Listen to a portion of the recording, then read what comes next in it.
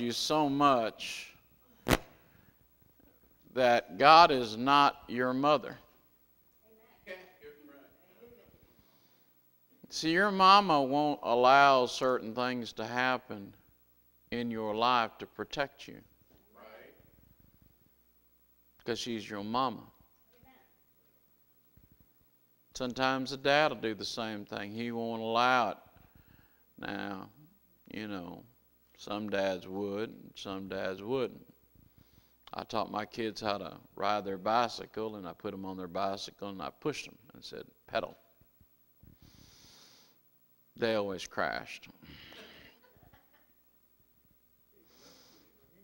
Grandpa, on the other hand, took his time and taught them and how to learn how to ride the bicycle. Mama, on the other hand, said don't get on the bicycle because if you get on the bicycle, you're going to get hurt. God is not that way. God is going to allow things to happen in your life that your own parents would not want for those things to happen to you. He's going to allow it to happen to your children and your grandchildren and your own life because He loves you. And so He's going to allow these things to happen that you naturally do not want. And again, He does it because He loves you. And He knows exactly what you need. And there's going to be times that He is the potter and we are the clay. And sometimes the potter has to put the clay in the oven and heat it up. He is the potter maker. He knows how much heat you need. Everybody else might say, turn it up, turn it down. That's long enough. Leave it in there longer. But you're not the potter. Right. The potter maker is the one that makes those decisions. And His decisions are always perfect. Yes, sir. So if you're going through something and you say, well, it just seems like I'm going through this for a long, long time. It's just because He's the potter maker and He knows what you need. Amen. Amen. And there's good times and there's bad times and there's ups and there's downs and everything else. In Psalms, have we done Psalms 56? Leanne? Oh, she's not here. Oh, okay. She's usually the one that keeps track of that. Of course, she's missed 2 Sundays in the morning. So maybe we need a new Sunday school teacher for Sunday morning for the little kids. Do you have a thought that you would like to talk? Well, no, actually. I got a text from Miss Leanne who asked the church to pray for them because Dallas has a stomach virus. She should come over here and pray for him.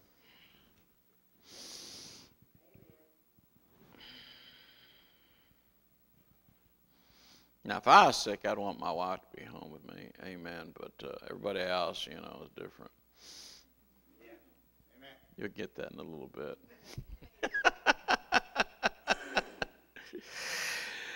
But, yeah, I understand that there's got a lot of sickness.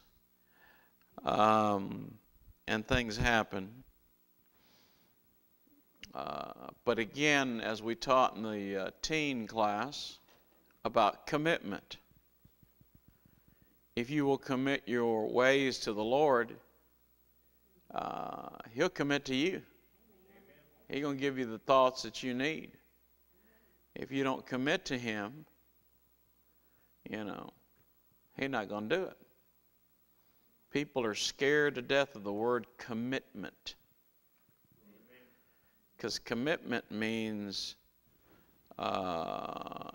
you are obligated, and people don't want obligations. Amen. You know, if you're a church hopper, hop, hop, hop.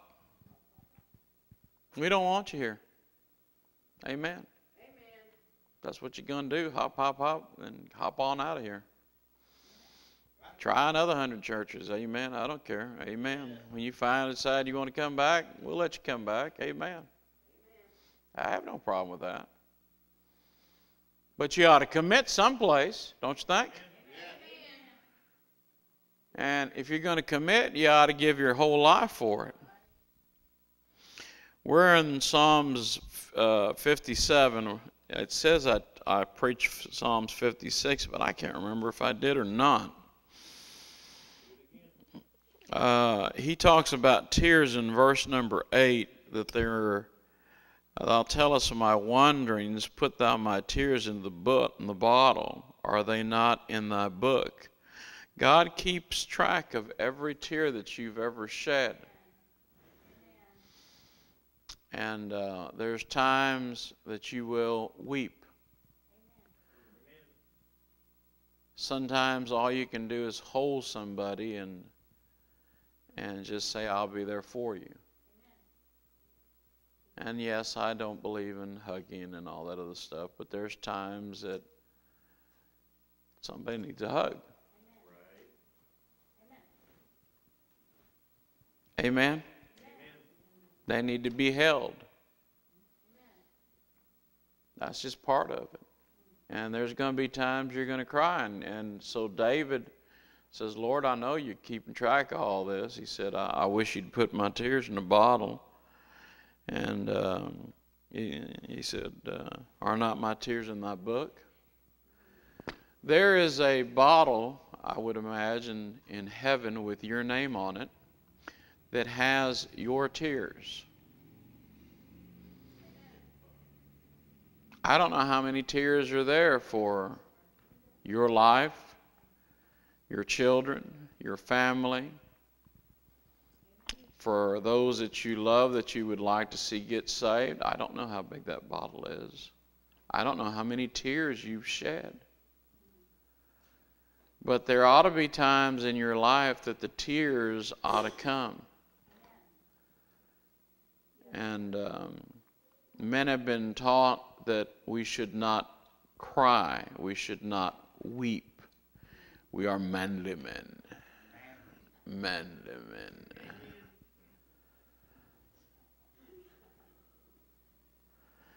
But still David says, I've cried. He admits it. I'm a man of war. I've killed people. I have fought in battles.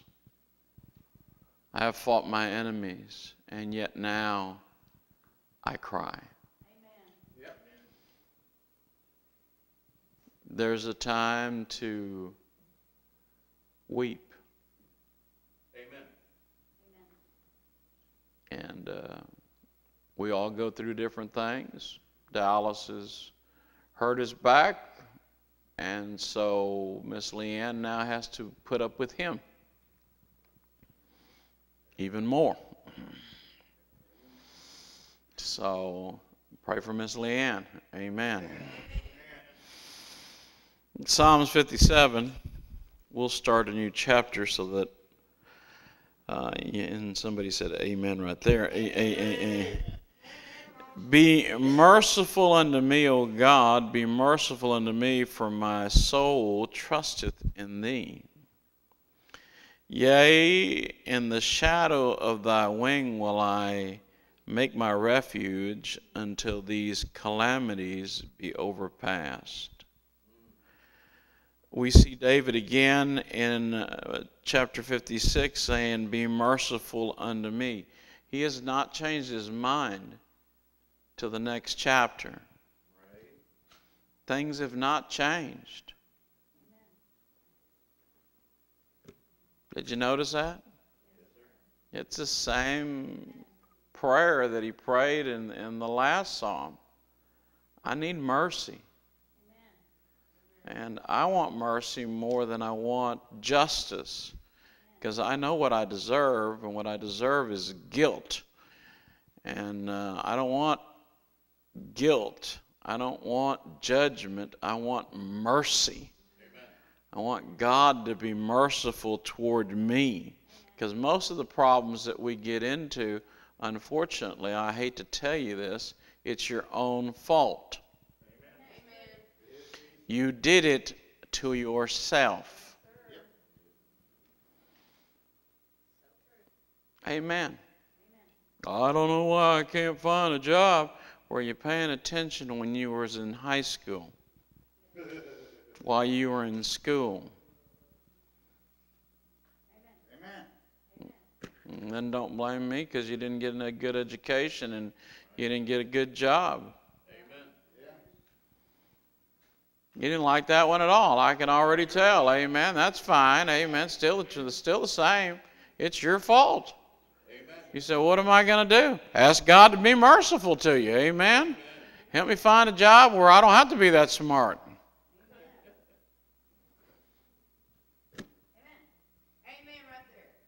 You know, I hate to tell you this, but some of you are never going to be engineers.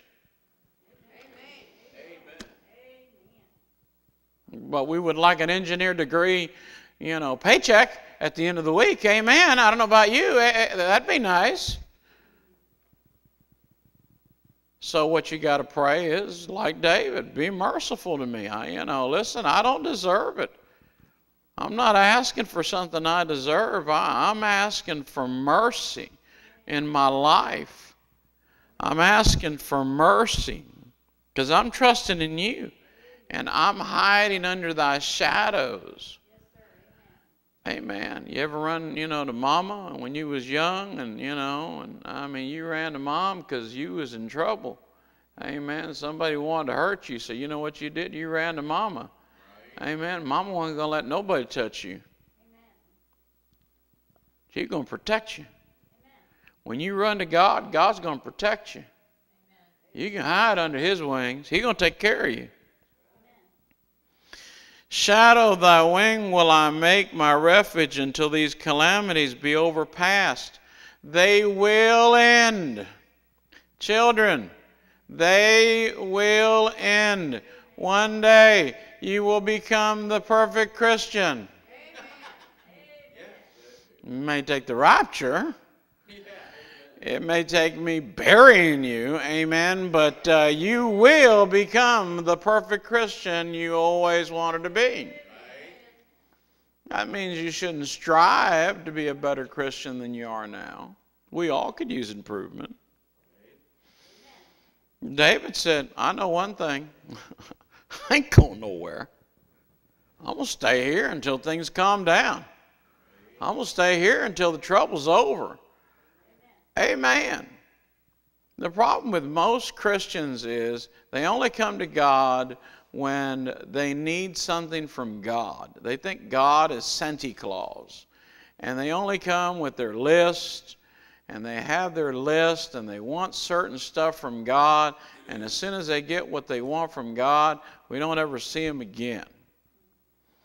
My preaching, and let me tell you, it's so good, some people only got to hear me one time, and then I tell you, just once, that's good enough, and that's all they need, amen, just once, one sermon. That's how good I preach, amen, just once, and they're through, amen, they're done. They don't even come back, Not David. David says, I know where to go. I'm going to hide and I'm going to stay here. I'm going to make sure that these calamities are gone. And I'm going to stay close to God. And there's going to be times, children, that things are going to get rough. And things, again, the devil is going to talk to you and try to mess with your mind and say it's your fault. He's going to bring guilt. He's going to bring shame. He's going to do everything he can to make you want to quit. Amen. Amen. If you weren't behind your mom was scared at it, if you wouldn't be such a little scaredy cat.